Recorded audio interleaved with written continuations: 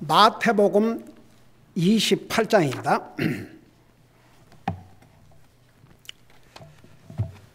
마태복음 28장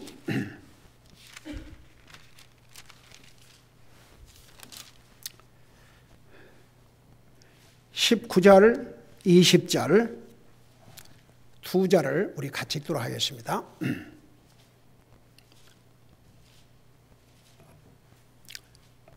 같이 읽습니다. 19절, 20절입니다. 시작. 그러므로 너희는 가서 모든 민족들을 가르치고 아버지와 아들과 성령의 이름으로 그들에게 침례를 주며 내가 너희에게 명령한 모든 것을 그들에게 가르쳐 지키게 하라.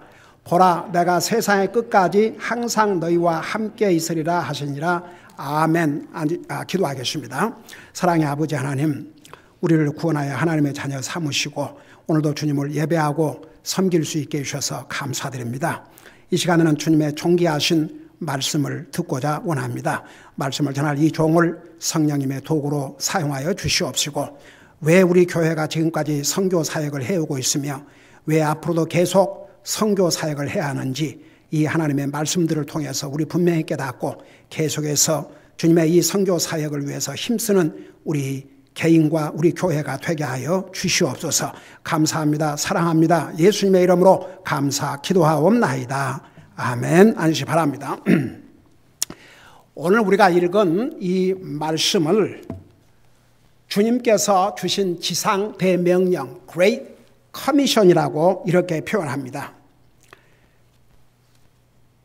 또 이 말씀을 가리켜서 우리 주님의 유언적인 명령이다, 그렇게 또 표현들을 합니다. 왜냐하면 우리 주님께서 하나님이심에도 불구하고 사람의 몸으로 이 땅에 오셔서 나와 여러분의 죄값으로 십자가에 죽으시고 부활하시고 하늘나라 가시기 직전에 주신 명령이기 때문에 유언적인 명령이라, 이런 표현도 사용을 합니다. 자, 왜 그동안 우리 교회가 교회 시작하자마자 선교사를 지원하고, 왜 지금도 선교사 지원을 하고 있고, 왜 계속 선교 지원을 해야 되고, 왜 선교를 해야 되는지, 바로 주님의 명령입니다. 이것은 우리가 하고 싶으면 하고, 형편되면 하고, 형편 안 되면 안 하고, 주님의 명령이기 때문에 그래서 해야 합니다. 그래서 자, 우리가 어떻게 선교사를 지원할 수 있으며, 그리고 우리 모두가 선교사가 되는 또 비결이 있습니다. 여러분, 우리가 선교를 할 때 그 크리스찬 선교는 그리스도의 복음을 전해서 영혼들을 주님 앞으로 인도하는 것입니다.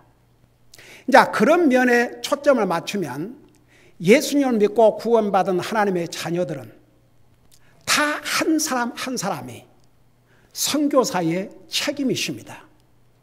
여러분, 성경에 믿는 사람들을 그리스도의 앰베서더, 우리가 이 땅에 사는 날 동안 그리스도인들은 예수 그리스도의 대사들입니다.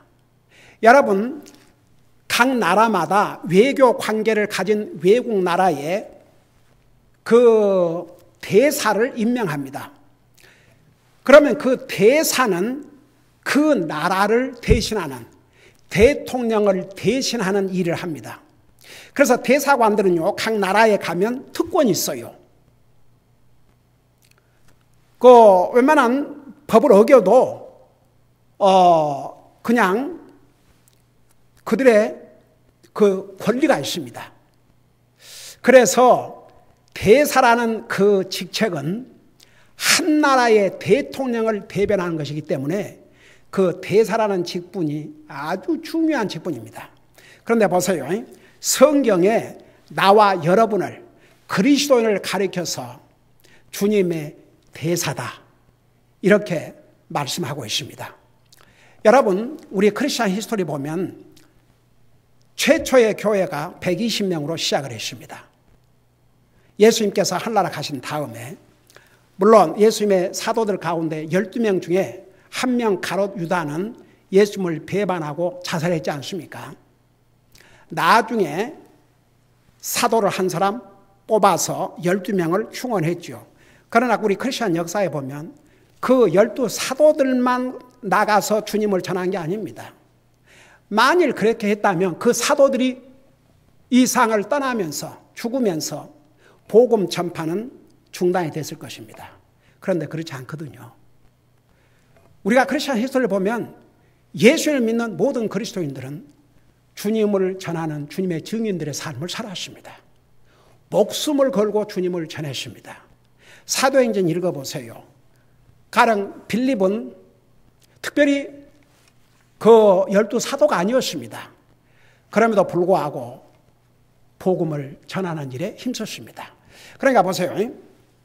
우리가 지난번에 개인 전도의 중요성에 대해서 전하면서 그 사마리아 여자가 바로 예수님의 메시아라는 사실을 알고 그 자기가 사는 그 타운에 가가지고 그 타운 모든 사람들을 주님 앞으로 인도하는 그런 큰 일을 했다고 했지 않습니까?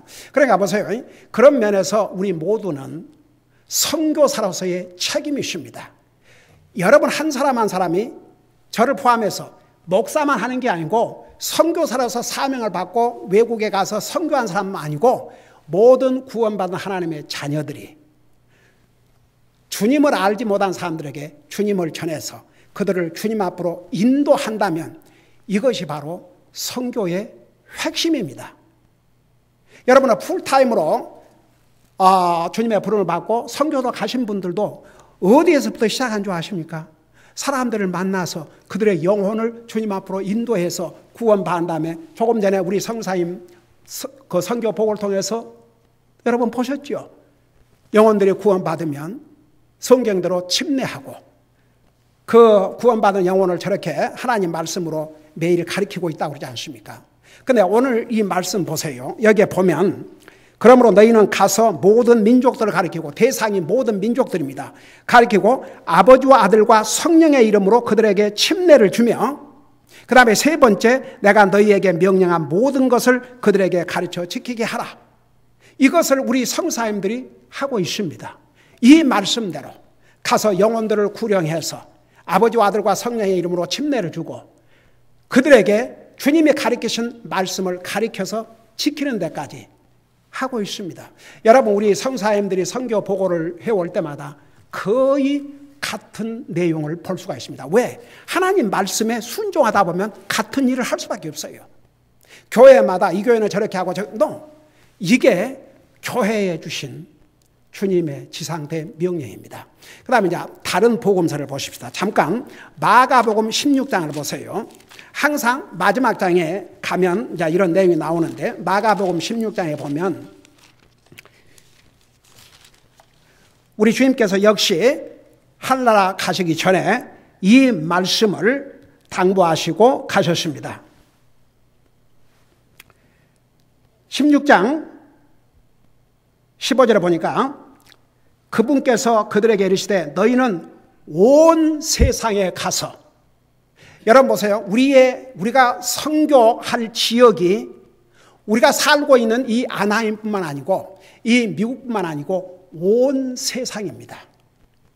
우리 교회가 지원하고 있는 성사님들이 온 세상에 가서 주님의 복음을 전하고 교회를 세우고 하나님의 말씀대로 가르치고 있습니다.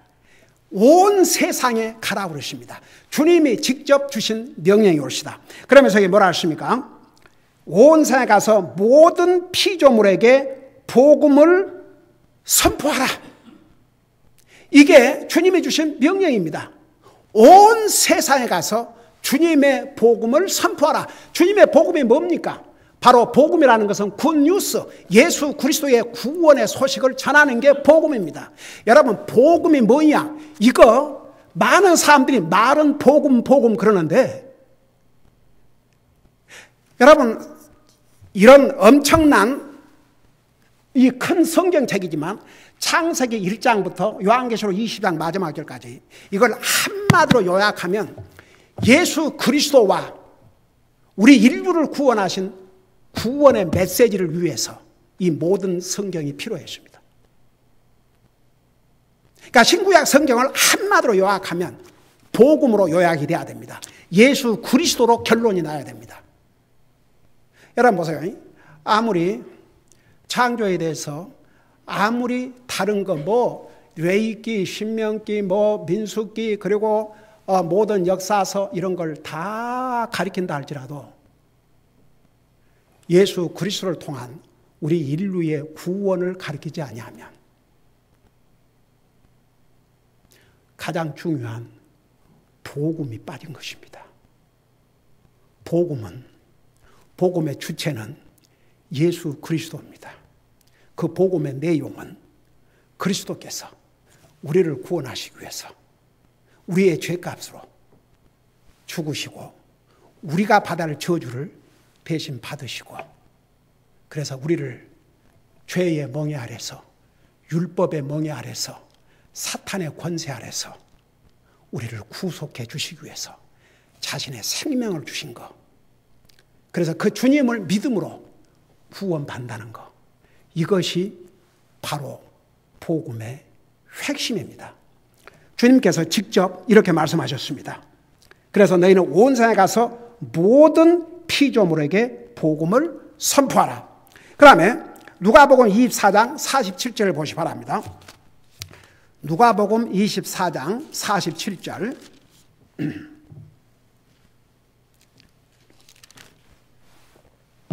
누가복음 24장 47절. 자, 거기에 뭐라고 말씀하고 있습니까? 또 회개와 죄들의 사면이 그의 이름으로 예루살렘에서 시작하여 모든 민족들 가운데서 선포되어야 하리니 너희는 이 일들의 증인이라. 여러분 보세요. 회개와 복음은 분리할 수가 없습니다. 회개 없으면 그건 진짜 믿음이라고 볼 수가 없습니다. 여러분, 우리 예수님께서 이 땅에 오셔서 공생애를 시작하시면서 전한 첫 메시지가 회개하라였습니다. 회개. 회개가 뭐냐? 그 단어 그 자체를 해석하면 생각을 바꾸는 것입니다. 여러분 보세요. 생각이 얼마나 중요한지 아십니까? 그래서 잠언에 보면 사람은 생각대로라고 그랬습니다. 생각을 바꾸지 않는 한 절대 안 바꿔집니다. 생각을 바꾸어야 마음도 바꿔지고 자기의 뜻도 바꾸게 되어 있습니다. 하나님의 뜻을 향해서. 그러니까 보세요. 주님께서 결국은 그 땅까지 가서 복음을 전하는데 복음서마다 조금씩 다른 표현을 썼습니다. 다 이유가 있습니다. 그러니까 로마서에 가면 어떻게 구체적으로 사람이 구원을 받고 하나님의 자녀가 될 수 있는지 지금 우리 성경 공부 자세하게 배우고 있지 않습니까? 근데 이 복음서를 통해서 이렇게 분명히 그리스도인들, 하나님의 사람들, 교회에게 주신 사명이 무엇인지를 혼동할 필요 없이 이렇게 분명히 말씀하고 있습니다. 그러니까 보세요. 이것은 교회가 하고 싶으면 하고 하기 싫으면 안 해도 되는 그런 초이스가 아니고 주님이 교회에 주신 명령이 옳시다. 그러니까 마태복음 28장에서는 모든 민족들에 가서 복음을 전하고 아버지와 아들과 성령이 침례를 주고 내가 가르친 것을 가르쳐 지키게 하라. 그 세 가지를 다 말씀하셨어요. 그 다음에 마가복음에서는 특별히 복음의 핵심, 역점을 강조를 하셨습니다. 그리고 여기 와서는 회개와 죄 사면에 대해서. 그러니까 보세요. 믿음과 회개는 따로따로 있는 게 아니고 앞과 뒤와 같습니다. 예를 들어서 회개가 뭐냐 그러면 하나님을 모르는 사람은 세상을 향해서 가고 있습니다. 하나님 없는 방향으로 가고 있습니다. 이 사람이 하나님으로 향해서 자기를 방향을 바꾸는 것입니다. 생각을 바꾸는 것입니다. 이게 회개입니다. 그래서 세상으로부터 돌아서는 것이 회개고 하나님 앞으로 가는 게 믿음입니다. 그래서 진정한 믿음에는 회개가 반드시 따르게 되어 있습니다. 회개 없는 믿음은 그게 진짜 믿음이라고 하기 어렵습니다. 회개는 자기 생각을 바꾸는 것입니다. 자기 생각을 바꾸어야 다른 것도 바꾸게 되어 있습니다. 가령 예를 들어서 전에는 내 마음대로, 내 생각대로, 내 기분대로, 내 상황을 따라 살았지만 이제는 그렇게 살면 안 되겠구나. 이제는 주님을 향해서 주님을 따라가야 되겠구나. 정말 주님을 내 구주로 믿어야 되구나. 이 생각이 바꿔져야 그 다음에 마음도 바꿔주고 애리트도 바꿔주고 자기 뜻도 바꾸게 되어 있습니다. 그전에는 자기 뜻대로 자기 생각대로 자기 기분 내키는 대로 사는 사람이 이제는 더 이상 그렇게 살지 않도록, 그래서 회개를 강조했습니다. 회개는 방향을 바꾸는 것입니다. 생각을 바꾸는 것입니다. 여러분 보세요. 이 사람의 생각이라는 게 어마어마한 파워를 가지고 있습니다. 생각으로 모든 것을 다 합니다. 이 생각으로 사람을 죽일 수도 있고 살릴 수도 있습니다. 생각으로 별 악을 다 행할 수 있습니다. 많은 사람들이 그 생각을 밖으로 안 내놔서 그렇지. 여러분 이 세상에 그런 기술이 없다는 것도 하나님의 은혜입니다. 여러분 엑스레이, 요즘은 그 엑스레이보다 더 정밀, 그게 뭐지? MRI 이런 거, 그런 기계에 들어갔다 나오면 제가 그 병원에 가서 그런 걸 몇 번을 촬영했는지 몰라요. 얼마나 자세하게 내장을 다 보여줄 수 있습니다. 그런데 사람의 생각을 비춰주는 기계는 아직 없습니다. 한번 우리에게 저 화면에, 스크린에 어떤 기계를 딱 대니까 내 생각을 다 보여줄 수 있다 그러면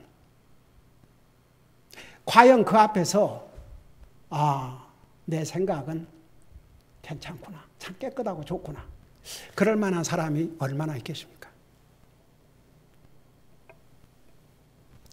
그래서 보세요. 진정한 회개는 생각을 바꾸는 것입니다. 그리고 항상 우리 생각 속에 하나님을 많이 생각하도록, 자꾸만 하나님을 많이 생각한다는 게 이게 얼마나 중요한지 몰라요. 그러니까 생각을 바꾸는 게 그게 시작입니다. 그래야 진정한 믿음을 가질 수가 있습니다. 그러니까 여기에 주님께서 이렇게 말씀하셨어요. 회개와 죄들의 사면이, 그러니까 보세요. 회개해야 죄를 용서받습니다. 정말 하나님, 제가 잘못했습니다. 생각을 바꿔야 됩니다. 생각 그대로 두고 있으면 안 됩니다. 하나님, 저는 지금까지 하나님 없이 살아왔습니다. 이제는 제 생각을 바꾸겠습니다. 그리고 주님 앞으로 돌아와야 됩니다. 그리고 주님 앞에 돌아오면 주님은 용서해 주십니다. 한 가지는요, 저는 참 우리가 믿는 하나님이 어떤 하나님인지 생각하면 생각할수록 너무 행복해요. 우리 아침 로마서에 왜 하나님께서 율법으로 구원받을 수 없는 우리에게 율법을 주셨는지 그 이유를 자세하게 우리 배웠지 않습니까?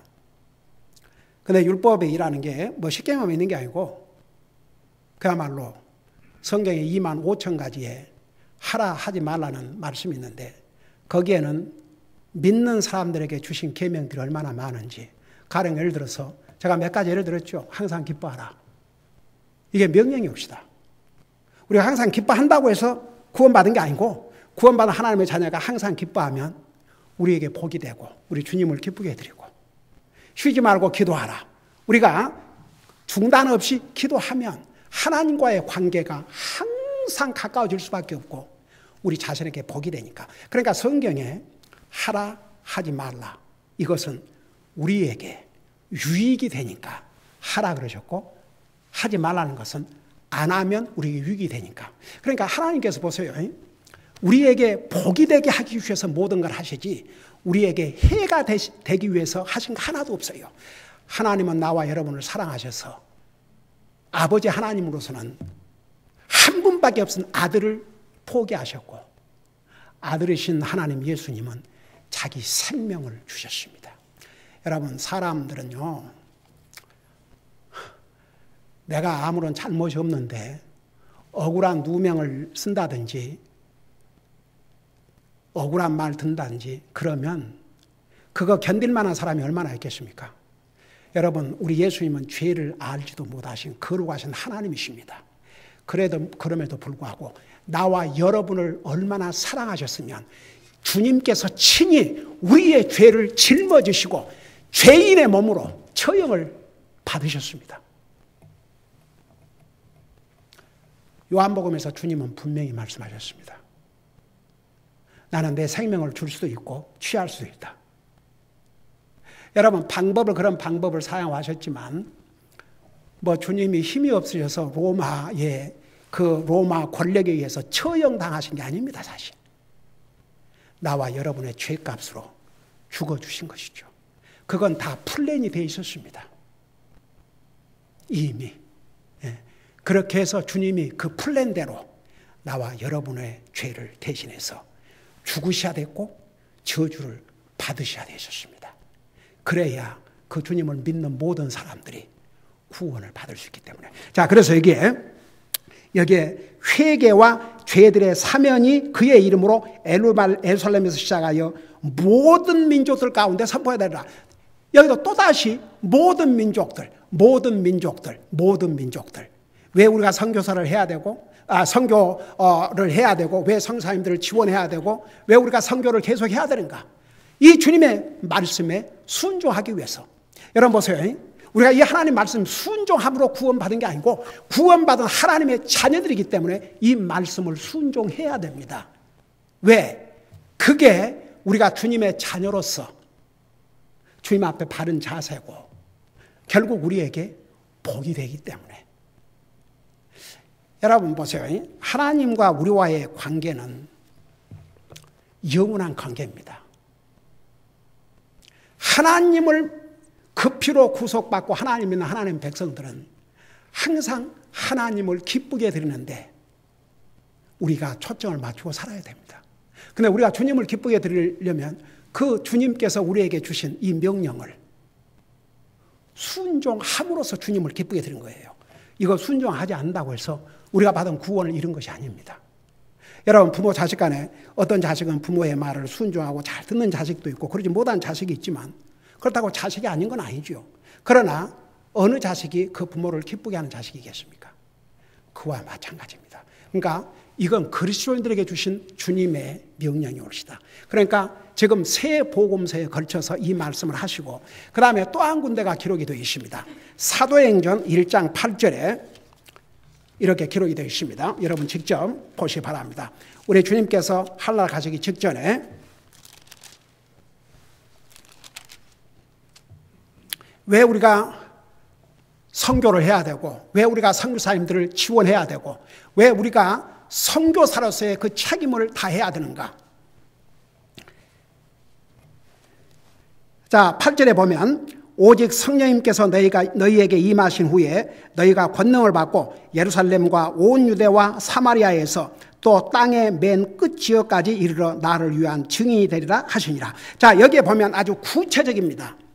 여기에 너희가 성령님께서 너희에게 임하신 후에 그런데 이게 당시에 예수님께서 하늘나라 가시기 전에는 이 말씀이 아직 예수님의 제자들을 포함해서 성령님을 받지 않으셨습니다. 받지 않았습니다. 예수님께서 뭐라고 그러셨어요? 요한복음에서 내가 가면 그랬어요. 내가 가면 보혜사 성령을 너희에게 보내주시겠다고 약속하셨거든요. 그래서 예수님께 가신 지 예수님이 부활하신 지 40일 후에 오순절날 성령님이 임하셨습니다.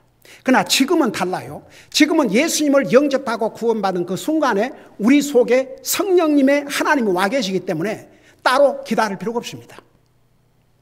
그래서 여기에 너희가 이제 권능을 받고 예루살렘과 당시에 예수님께서 하늘나라 가실 때 예루살렘에서부터 들림을 받으셨어요. 가셨어요.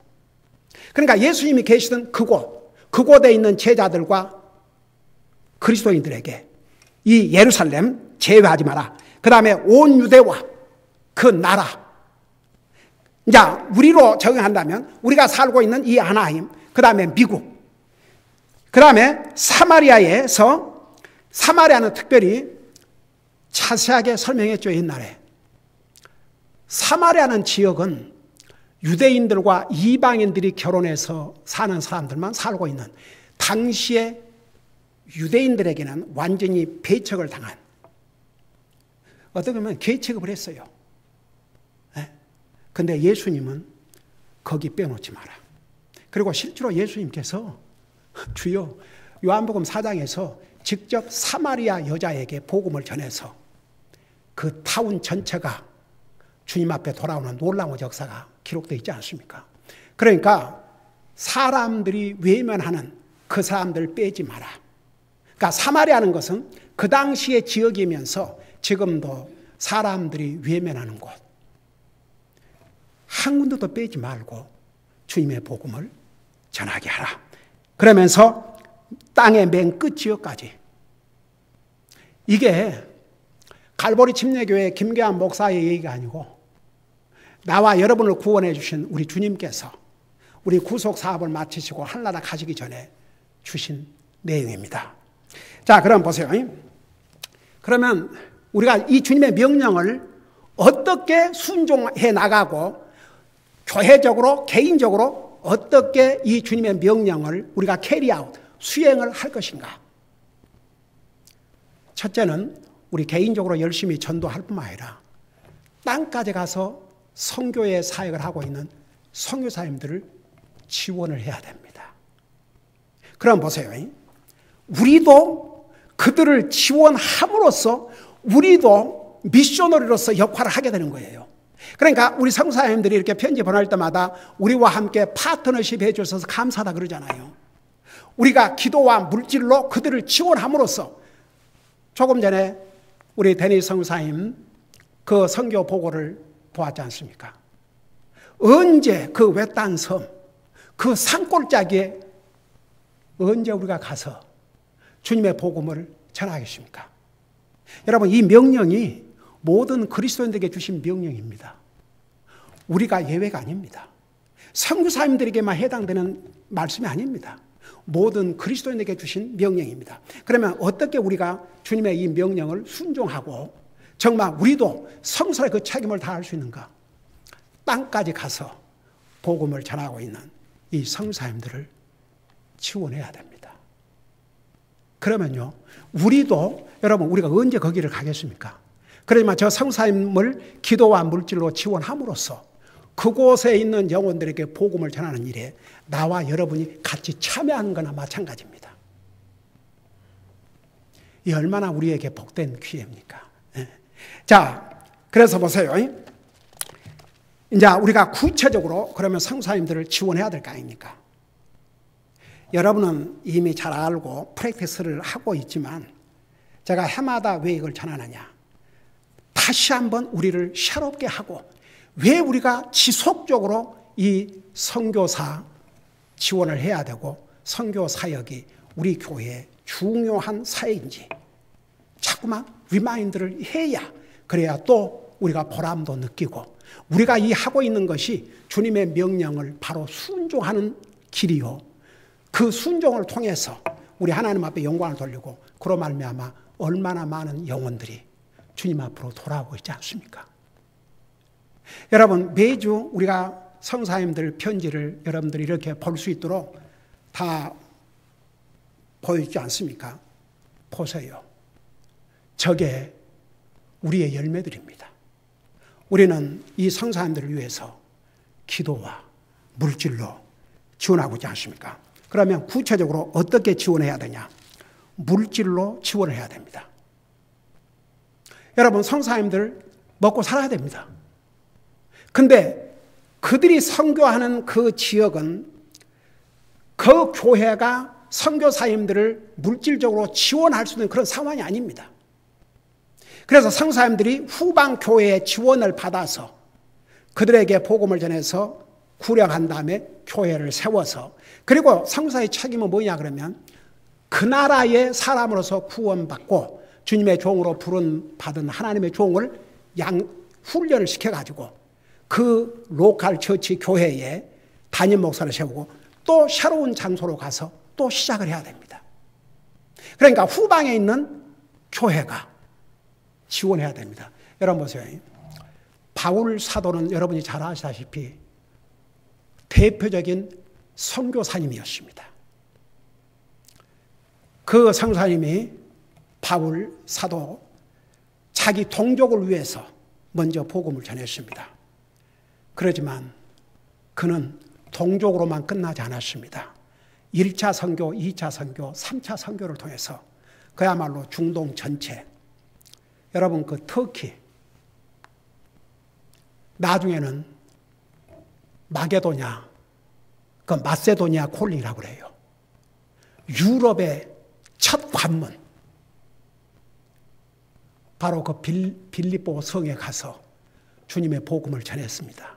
이 바울 한 사람을 통해서 중동, 유럽까지. 근데 그 당시에 초대 교회들이 어떻게 서포트를 해야 될지를 알지를 못한 것 같아요. 그럼에도 불구하고 한 교회가 페이스풀하게 이 선교사님을 물질로 지원했습니다. 거기에 대해서 성령님의 감동을 받아 바울 사도가 뭐라고 기록하고 있는 줄 아십니까? 여러분 눈으로 직접 보세요. 빌립보서입니다. 빌립보서 4장을 보시기 바랍니다. 빌립보서 4장에 보면 이런 말씀이 있습니다. 4장 15절에서 19절까지입니다. 페이지 수로 360페이지입니다. 빌립보서 4장 15절부터 보니까 빌립보 사람들아 이제 너희도 알거니와 복음의 초기에, 그러니까 사도 바울이 주님의 종으로 부름받고 그 이제 선교사로서 복음을 사방대 전하고 다닐 그 초기에 내가 마게도니아를 떠날 때에 주고받는 일로 나와 나눈 교회가 너희 외에는 없었느니라. 그러니까 많은 교회가 사도 바울을 물질적으로 지원하지 않았습니다. 그래서 한때는 사도 바울이 텐트를 만들면서 그도 살아야 되니까 사도 바울이 사람이었습니다. 그도 살아야 되기 때문에 먹어야 했습니다. 그러니까 텐트를 만들어 가지고 그것을 팔아서 생계를 꾸려가면서 복음을 전했습니다. 그런데 그건 잠깐으로 끝났습니다. 나중에는 교회들을 서포트하기 시작했죠. 그래서 사실 고린도전서 10장인가 가면 주의 종은 복음으로 먹고 살라고 그랬습니다. 목사가 다른 잡 가지고 하나님의 사역이 파타임이고 다른 먹고 사는 것이 첫째라면 그건 로컬 처치 교회 목회를 하는 목사의 바른 모습이 아닙니다. 그래서 저는 34년 동안 목회 오면서 경제적으로 어려운 일들이 많이 있었습니다. 그러나 제가 다른 부업을 가지고 파타임으로 목회한 적이 없습니다.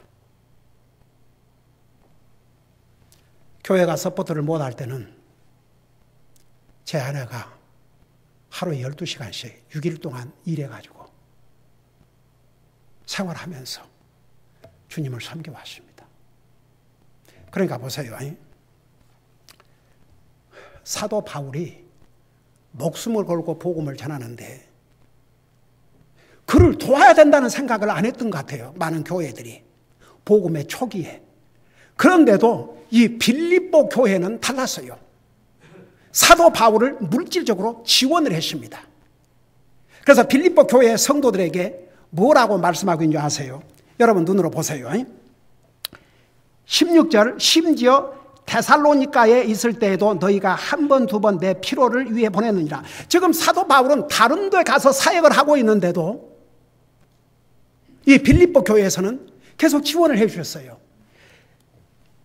그러면서 뭐라 하십니까? 17절에 나는 선물을 바라지 아니하며 오직 너희 회개 장부에 넘치게 될 열매를 바라노라. 여러분, 하나님께서 이 선교 사역을 위해서 물질로 헌신하는 이 빌립보 교회의 성도들, 너희들의 회개 장부에 열매가 넘치기를 바란다고 그랬어요. 그러면서 뭐라고 말씀했냐 그러면, 오직 내게는 모든 것이 있고 또 풍부하니라 에바브로디도 편에 너희가 보낸 것들을 팔았으므로. 여러분, 지금은요 우리가 세계 각국에 가 있는 54 선교비를 어떻게 보내냐 그러면, 지금은 온라인 시스템을 통해서 은행을 통해서 다 보내요. 근데 사실 우리 교회에서도 여러 해 전까지만 해도 매달 써서, 그러니까 그 우표만 해도 적지 않았습니다. 이거 뭐 100장 우표 사놓으면 금방 떨어졌어요. 근데 지금은 하나님 은혜로 이렇게 온라인 시스템을 통해서 그냥 은행에서 다 보내요. 그러니까 그것도 얼마나 참 편리한지 모르겠습니다. 근데 이 당시에는 사람이 직접 전달을 해야 되십니다.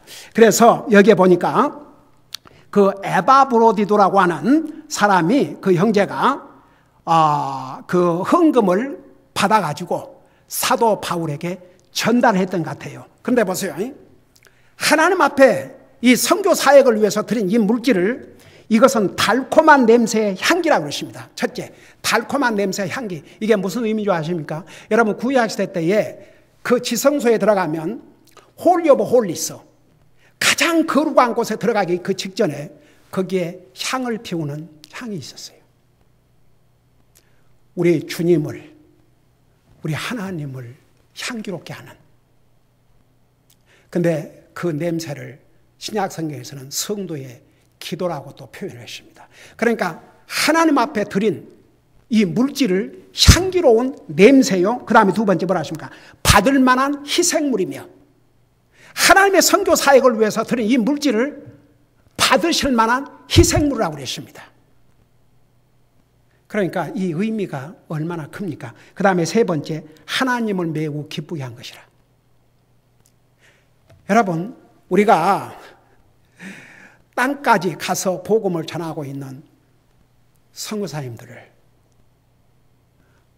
우리가 물질로 지원할 때, 이것이 하나님 앞에 달콤한 냄새의 향기고 받으실 만한 희생물이고 하나님을 매우 기쁘게 하는 것이라고 했습니다. 그래서 여러분, 물질로, 왜 그러면 우리가 매주일 드리느냐? 시스테메리컬리, 그러니까 체계적으로, 레귤러리, 정기적으로 드리지 아니하면, 그 형편되는 대로 드리면 어떻게 우리가 매달 성사님을 지원하겠습니까? 그 성사님들은 매달 우리가 지원금을 보내야 그들의 육신에 필요한 걸 공급받고 하나님의 사역을 위해서 할 수 있는데, 이걸 뭐 1년에 한 2번 헌금해갖고 보낸다, 이렇게 해가지고는 할 수가 없습니다. 그러니까 체계적으로, 정기적으로 그렇게 지원을 해야 됩니다. 그래서 우리 교회가 매주일 선교헌금을 드립니다. 제가 구원받고 다녔던 그 미국 교회, 나중에 알고 보니까 이렇게 성경대로 행하는 모든 그 형제 교회들은 다 그렇게 이제 하고 있더라고요. 근데 그게 얼마나 성경적이고 얼마나 참 효과적인 방법이라는 거 저는 실감합니다. 저는 목회를 시작하자마자 바로, 왜? 교회의 미션 오브 미션스 is 미션스. 교회의 사명 중에 사명이 바로 선교이기 때문에 이게 넓게는 영혼을 구령하는 것이요, 그 다음에 땅까지 가서 복음을 전하는 그들을 지원함으로써 우리가 주님의 이 명령을 온전히 순종하기 때문에, 그래서 목회 시작한 그 첫해부터 아직 교회가 담임 목사의 사례비도 폐하기 전에 선교사를 지원했어요. 그런데 그 카브르도 목사님, 삼도 목사님이 저희 교회를 오셔가지고 성도들에게 그때 당시에 그런 얘기를 했어요. 이 교회가 선교사를 지원하는 거, 하나님 말씀에 순종하는 것이고 반드시 해야 된다. 근데 한 가지 잊어버려서는 안 될 것이 있다. 이 교회의 퍼스트 미셔너리는 다른 사람이 아닌 여러분의 담임 목사다. 그 담임 목사가 와가지고 영혼을 구령해서 교회를 하기 때문에 퍼스트 미셔너리는 첫 선교사는 이 교회의 담임 목사니까 목사를 제대로 지원해 주기 바란다. 저는 그때 당시에 목사님들 오셔가지고 우리 성도님들에게 그걸 가르쳤는데 우리 성도님들이 그걸 당장 프랙티스를 하더라고요. 진짜 너무 놀랐어요. 그리고 사실 6개월도 안 돼서 우리 교회가 자립하는 교회가 되십니다. 교회에서 목사의 생활비를 공급해 주기 시작했습니다. 그때는 보세요. 우리 제사랑하고 큰딸 아직 어린 밖에 없었습니다. 하나님께서 그렇게 해서 또 공급해 주시더라고요. 그러니까 보세요. 우리가 세계에 가서 복음을 전하고 있는 선교사님들을 물질로 지원하되 체계적으로 지원해야 됩니다. 정기적으로 지원해야 됩니다. 이것을 가르쳐서 방금 빌립보에서 뭐라 하십니까? 이건 하나님 앞에 달콤한 향기요 받으실 만한 희생물이요 하나님을 기쁘게 하는 것이라고 그랬습니다. 그리고 이제 두 번째 어떻게 지원해야 되느냐? 기도로 지원해야 됩니다. 우리가 물질로 지원한다고 해서 내 할 일 다 끝났다고 생각하면 안 됩니다. 기도로 지원해야 됩니다. 기도로 지원하되 첫째는 간단하게 내가 4가지로 얘기해 드릴게요. 제가 그 옛날에 그거 만들어서 여러분들에게 책꽂이 꼽을 수 있도록 그렇게 만들어줬죠. 성사님 기도할 때 이런 내용으로 기도해 달라고. 저 밖에 아직도 있지. 그 혹시 잊어보신 분들이나 없는 분들이 있으면 그거 챙겨가시기 바랍니다. 근데 오늘 특별히 이제 성사님들은 외국 나라에 가서 그 나라의 말을 배워가지고 해야 되니까 그 나라의 말을 잘 배워갖고 정확하게 말씀을 전할 수 있도록 기도해 달라고. 그게 이제 성사님들이 큰 기도 부탁입니다. 그러니까 그 나라의 말로 정확하게 말씀을 전할 수 있도록 도와주십시오. 그 다음에 두 번째는 담대히 복음을 전할 수 있도록 도와주십시오. 여러분 아무래도 외국 땅에 가서 언어가 다르고 컬처가 다른 데 가서 복음을 전하려면 그걸 뭐냐 인티미데이션 어떤 그런 것도 쉽게 말하면 위협도 당하고 특별히 그 모슬람 국가 그런 나라에서는 얼마나 위협을 당합니까? 그럼에도 불구하고 담대히 복음을 전할 수 있도록 기도해 주시고 그 다음에 계속 전도의 문을 열어달라고 기도해 주시고 그 다음에 그들의 건강과 안전을 지켜달라고 기도해야 됩니다. 여러분 우리가 이 선교사님들을 이렇게 물질과 기도로 충실하게 서포트하면 우리가 그곳에 안 가도 선교사님들이 가서 복음을 전하는 그 지역에 우리가 똑같이 가서 하는 것만큼 한 공동 사역이 됩니다. 그러면 우리 모두가 주님이 주신 이 명령에 순종하는 것이 되고 우리가 가깝게는 이곳에서 우리가 사는 곳에서 전도자 하나라도 전하면서 주님을 전하고 우리가 선교사님들을 물질과 기도로 지원함으로써 땅까지 가서 내 증인이라고 하신 주님의 명령을 우리는 순종하게 되고 우리 모두가 선교사의 책임을 다하게 될 것입니다. 기도하십시다.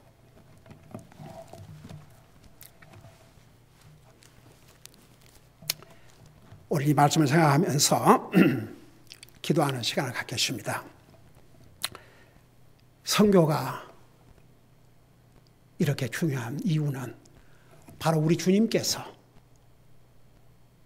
이 명령을 주셨기 때문입니다. 만일에 초대교회 얼리 크리스찬들이 그 크리스찬이티가 시작되면서 예수님이 하늘나라 가시고 난 다음에 만일에 그리스도인들이 주님의 이 명령을 순종하지 않았다고 생각해 보세요. 그리고 자기들만 구원받고 그 입을 다물고 있었더라면 그 후에 모든 인류는 예수님이 누군지 정말 알지도 못하고 듣지도 못하고 흑암 속에 살다가 지옥 갈 뻔했지 않습니까? 우리는 이 사실을 잊으면 안 됩니다. 그래서 우리 시간에는 혹시라도 우리 가운데 저는 선교의 중요성을 이 정도로 중요한지는 모르고 살아왔습니다. 그런 분이 있으면 하나님 앞에 이걸 깨닫게 해주셔서 너무나 감사드립니다. 이제는 저도 물질과 기도로 선교사를 지원함으로써 주님이 주신 이 명령에 순종할 뿐만 아니라 제 자신도 선교사로의 그 책임을 할 수 있도록 도와주세요. 이런 마음으로 기도하시고 지금까지 잘 해오신 분들은 계속해서 주님께서 주신 이 선교에 대한 사역을 잘 감당할 수 있도록 저를 도와주세요. 이런 마음으로 기도하시면서 그야말로 세계 각처에서 나가서 위험을 무릅쓰고 복음 전하는 일에 힘쓰고 있는 우리 성사님들의 건강과 안전을 지켜주시고 저들의 필요한 것을 공급해달라고 우리 기도하는 시간을 갖겠습니다. 기도하십니다.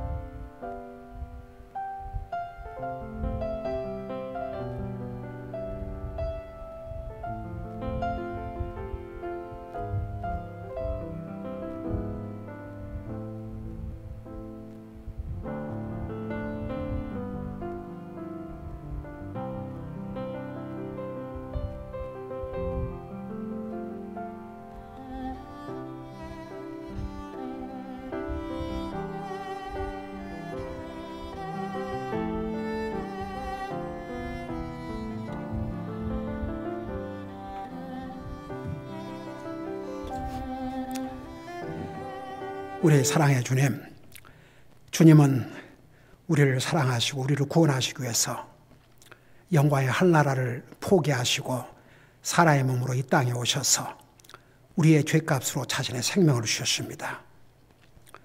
우리는 그 주님의 은혜로 구원받았지만 만일에 이 주님의 소식을 우리에게 전해주지 않았더라면 여전히 우리는 주님을 모르고 흑암 속에 살다 죽어서 영원한 지옥에 갈 뻔했지 않습니까? 그렇지만 신실하게 이 주님의 복음을 우리에게 전해주었기 때문에 그 복음을 통해서 우리가 구원받고 하나님의 거룩한 백성들이 되고 영원한 영생을 우리가 누리게 되십니다. 우리 아버지 하나님, 우리는 이 사실을 순간도 잠시도 찰나도 잊지 말게 하시고 우리가 땅까지 가서 복음을 전하지 못하지만 우리를 대신해서 땅까지 복음을 전하고 있는 우리 성사님들을 계속 물질과 기도로 지원함으로써 이 주님의 명령에 순종케 하시고 그로 인해서 많은 영혼들이 주님 앞에 돌아오게 하시고 그로 말미암아 우리 주님을 기쁘게 드리고 우리 자신도 선교사로서의 그 책임을 다할 수 있도록 도와주시옵소서. 감사합니다. 사랑합니다. 예수님의 이름으로 감사 기도하옵나이다. 아멘.